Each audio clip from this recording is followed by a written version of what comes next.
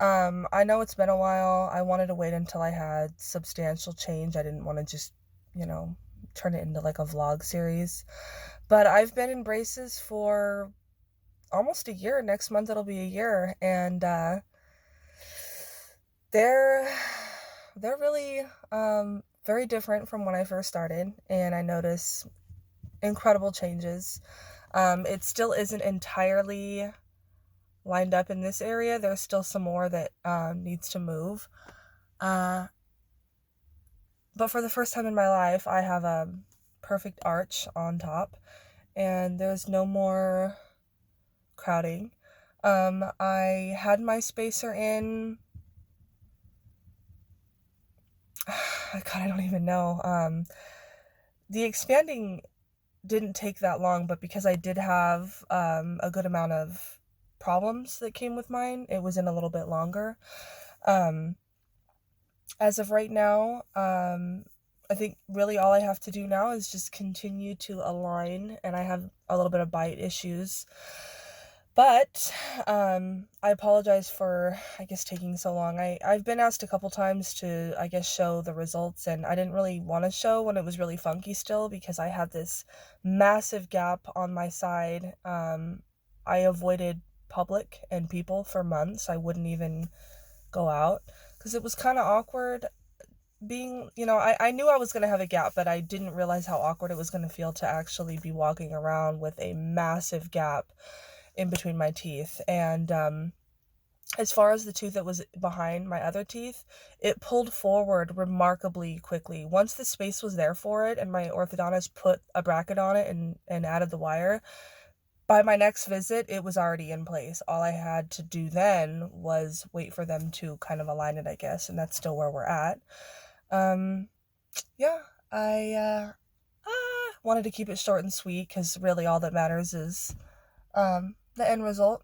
But I will need a little bit of dental, like cosmetic work when I'm finished because since I had substantial crowding for so long, I did have some bone loss. So I have a little bit of black triangles that are just unsightly, and they're not really going to affect my health or my dental wellness, but I don't like the way it looks.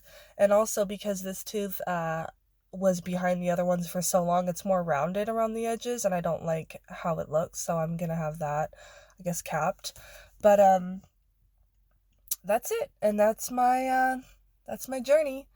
For those of you that might have watched or gotten anything out of watching, I appreciate it.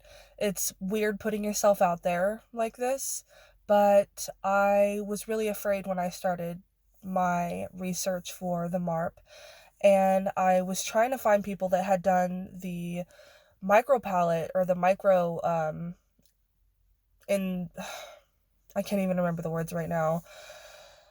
A lot of people do the surgery, but I opted for the less invasive version of it, and there was very few people that had shared, or micro implant, that's it.